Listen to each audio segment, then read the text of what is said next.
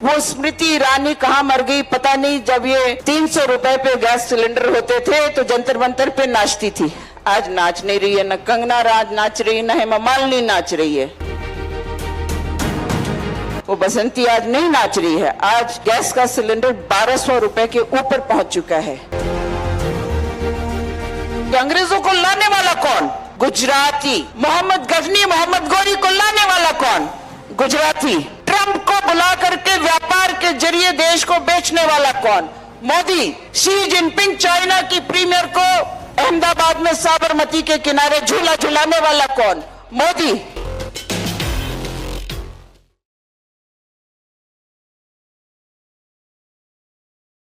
परमात्मा ने दो ही जाति पैदा की है, एक स्त्री और पुरुष। जाति किसे कहते हैं? जो जन्म देने के योग्य हो उसको जाति कहते हैं। ब्राह्मण क्षत्रिय वैश्य शूद्र जाति नहीं है। ये भ्रम है, ये भलेखा है। और मैं इस आपसे बहुत विनम्र विनती करूंगी कि इसका या तो अध्ययन करें या मनन करें। आप ग्रंथ साहब जी का ध्यान करते हैं, पाठ करते हैं। मुझे भी भेंट किया गया, सुंदर गुटका मुझे भेंट किया गया, मैं उसका पाठ करती हूं। उसमें कहीं भी स्मृति पुराण शास्त्रों और वेदों की निंदा सच्चे बादशाह नानक ने नहीं की है, कहीं नहीं की है। इसलिए मैं एक और आपसे विनती करूंगी कि जब स्टेज पे बुलारे आते हैं तो उनको ऐसा माँ होने के अधिकार से, क्योंकि जो आज बच्ची है वो कल माँ बनेगी निश्चित तौर पे, वो दादी भी बनेगी, ताई भी बनेगी। वो ऐसा अपनी रचना से कुछ भी ना उगले जो आपके बीच में बंटवारा पैदा करता हो। फिर हमारे और मोदी और कच्छेधारियों में फर्क क्या रह जाता है? यदि हम यहां से खड़े होके मनु को गाली देते हैं तो ये मैं सिर्फ इतना मानूंगी कि अध्ययन नहीं किया है। मनु एक स्मृति है जिसका पहला श्लोक है मनुर्भव। सिर्फ इतना फर्क है कि कलयुग से पहले बोलचाल की भाषा संस्कृत हुआ करती थी। अब बोलचाल की हर 20 किलोमीटर पे बोली और पानी बदल जाता है।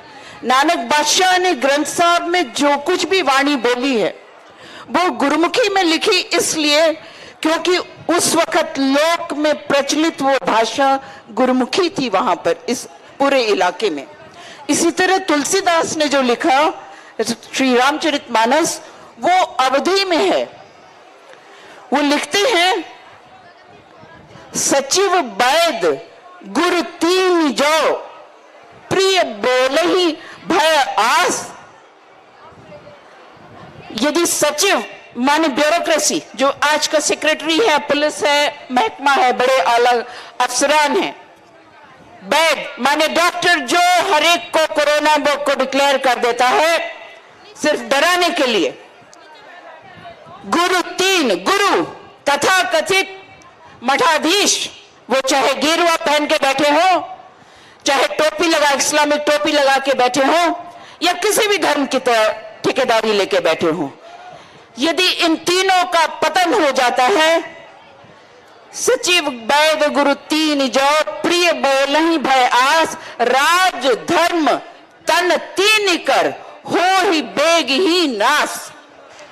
तो राज का, धर्म का और तन का, तीनों का नाश हो जाता है। इसलिए मेरी ये विनम्र विनती है कि हम यहां पर आज अंतर्राष्ट्रीय महिला दिवस सशक्तिकरण के रूप में मना रहे हैं और आपस में एक दूसरे को बधाई दे रहे हैं।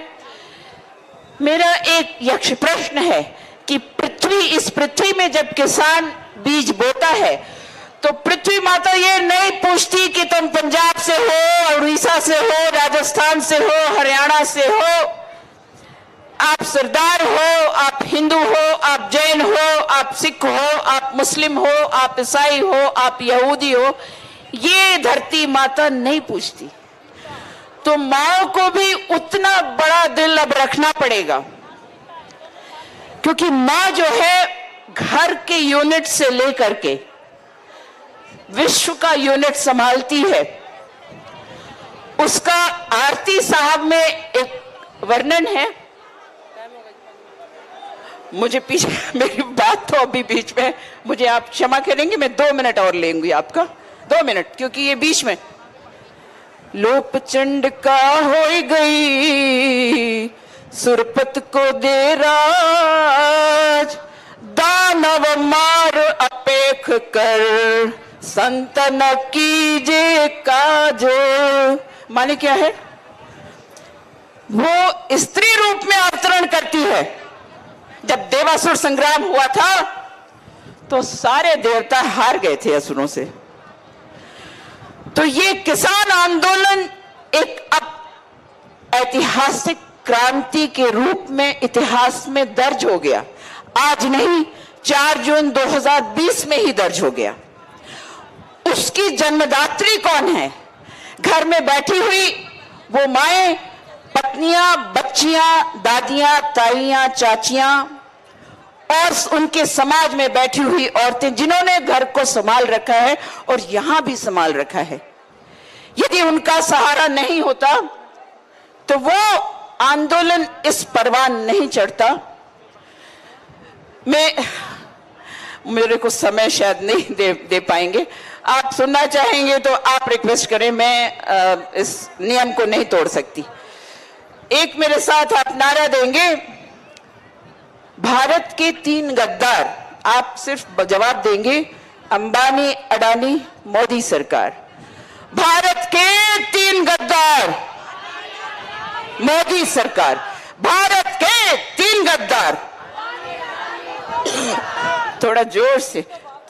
हम सारे बच्चों से, ये सारे मेरे बच्चे हैं, क्योंकि मैं किसी को नौजवान साथियों नहीं बोल सकती, मेरे बाल चिट्टे हैं। और मैंने सर पे चादर इसलिए रखी क्योंकि एक नियंग बच्चे ने मुझे बोला था आप सर पे ये ढक के आया करो, तो मैं उसकी भावना का कद्र करती हूँ। हालांकि भगवान ने ये केश दिया हुआ है, जब मुझे जन्म दिया तो केश के साथ जन्म दिया, उसने मेरा सर खुद ही ढक दिया था। लेकिन चलिए, मैं आपकी भावना को सम्मान देती हूं और उसका अपमान करने का मुझे कोई अधिकार नहीं है, क्योंकि जहां जाओ वैसी ही वाणी रखनी चाहिए, वैसा ही बरतना चाहिए। तो आप भाईचारा बना सकते हैं, लेकिन जाने के बावजूद भी आप अपने को अलग रखते हैं तो भाईचारा नहीं बनता है। तो भारत के 3 गद्दार, अंबानी, अडानी, मोदी सरकार। और हम ऋषियों की संतान है, वो गृहस्थी थे, तो जो गृहस्थी की परंपरा से आएंगे वो स्त्रियों को सम्मान देंगे। और जिन्होंने अपनी ब्याता को तलाक दे दिया, मोदी जैसे ने, वो स्त्री को सम्मान नहीं देंगे कभी भी। और उन्हीं के राज्य में स्त्री और बच्चियों का बलात्कार होगा। वो स्मृति ईरानी कहां मर गई पता नहीं। जब ये 300 रुपए पे गैस सिलेंडर होते थे तो जंतर मंतर पे नाचती थी। आज नाच नहीं रही है, न कंगना राज नाच रही है, न हेमा मालिनी नाच रही है, वो बसंती आज नहीं नाच रही है। आज गैस का सिलेंडर 1200 रुपए के ऊपर पहुंच चुका है। आपको छोटा सा मैं बस समा बताऊंगी। 1855 से ये अंग्रेजों ने शुरू किया था भारत की जमीन को हड़पने का षड्यंत्र, और तब जमींदारी को जन्म दिया गया। जमींदारी 1855 से नहीं थी, उससे पहले नहीं थी। बड़े शहर के पैसे वालों ने अंग्रेजों के साथ मिलकर, अंग्रेजों को लाने वाला कौन? गुजराती। मोहम्मद गजनी, मोहम्मद गौरी को लाने वाला कौन? गुजराती। ट्रंप को बुला करके व्यापार के जरिए देश को बेचने वाला कौन? मोदी। शी जिनपिंग चाइना की प्रीमियर को अहमदाबाद में साबरमती के किनारे झूला झुलाने वाला कौन?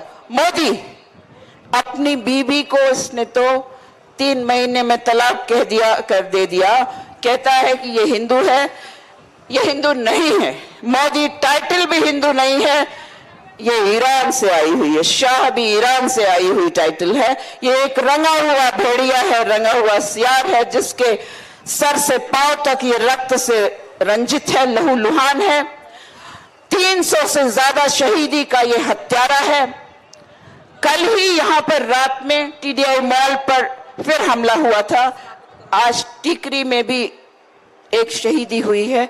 मैं उनको अपनी श्रद्धांजलि भेंट करते हुए आपको इतना बोलूंगी, जब जब अकाल या महामारी का ड्रामा 1855, 1943 और ये 2020 में किया गया, इसलिए आप मान के चलिए कि ये वैश्विक षड्यंत्र रहा है। भारत की जमीन उपजाऊ है, खनिज से लेकर के हर चीज, तेल क्या नहीं यहाँ पर। चलो मैं फिर से बोलूंगी, देश के गद्दारों को जूते मारो वारों से, देश के गद्दारों को जूते मारो वारों से। और जो आप नॉमिनेशन करने आए, आपने पंजाब हरियाणा में हराया, ये इससे खुश ना हो। नॉमिनेशन करने वाले कैंडिडेट को घर में नजरबंद कर दो, ये आपकी जीत होगी। ये लंबी लड़ाई है, हम लड़ाई जीत चुके हैं। अब ये लड़ाई असल में बहुत बड़े बड़े माफिया, वर्ल्ड माफिया से हमारी है, छोटी मोटी लड़ाई नहीं है। समय कम है।